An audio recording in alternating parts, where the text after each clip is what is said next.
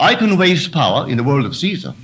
We're doing it by the billions every year with our little war and all the nonsense we have in the world.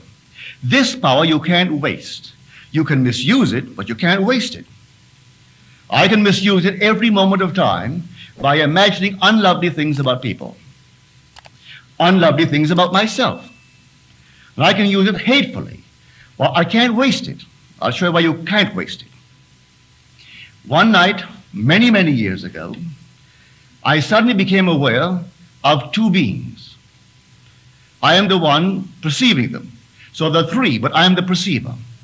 Here above me stands the most beautiful woman imaginable, an angel. An angel of beauty and of everything that was lovely. And below me, the most monstrous thing that man could ever conceive. Covered in hair, like an ape, but it could speak. It spoke gutturally. I looked at it, then it looked at me, and then it pointed to this beautiful angelic being. And it called this woman Mother. Well, I was so annoyed with this monstrous thing that I pummeled it. It gloated. It loved violence. It fed on violence. Every time I was violent, it became stronger. And this beautiful thing, glowing, but this one is calling it Mother. And suddenly, as I am beating this thing, I realize, well, this is the embodiment of all of my misspent energy. As this one is the embodiment and personification of every noble thought I've ever entertained. I looked at this thing. I had no one with whom I could swear. I felt a compassion I have never known before. I looked at this monstrous thing and realized it is but the result of my own misused energy. It never should have been given birth. And I say to myself, I will redeem you if it takes me eternity.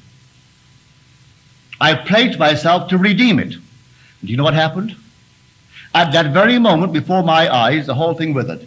That monstrous thing, the embodiment of power, horrible looking thing, it all got smaller and smaller and smaller and left no trace of ever having been present.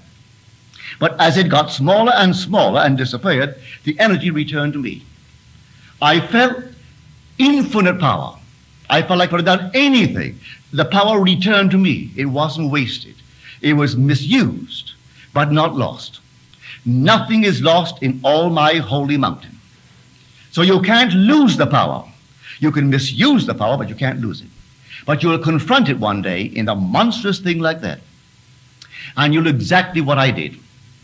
You won't wait to redeem him. At the very moment that you pledge yourself and you mean it, I'll redeem you if it takes me eternity. At that moment, that monstrous thing withers, gets smaller and smaller, and this one glows. It becomes radiant like a star.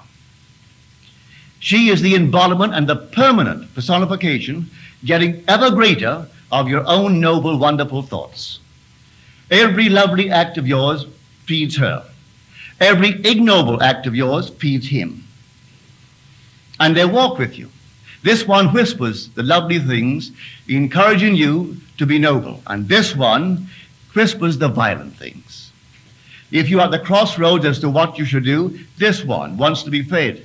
He can only feed on violence. And this one can only feed on the noble, lovely thoughts of man. And man creates them.